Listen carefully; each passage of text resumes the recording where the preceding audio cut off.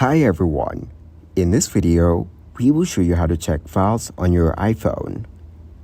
To check files on your iPhone, you can use the built-in Files app, which provides access to files stored locally on your device, as well as those stored in cloud services like iCloud Drive or third-party apps.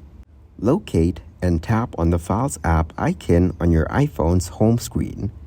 In the Files app, you will see several locations listed, such as Browse, Recents, and On My iPhone.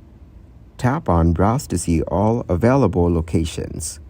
Under the Location section, tap on My iPhone to access files stored locally on your device. Within the On My iPhone section, you will see folders and files stored on your device. Tap on the folder to open it and view its contents. You can continue navigating through folders until you find the file you're looking for. If you recently accessed or modified files, you can tap on the Recents tab to quickly find those files.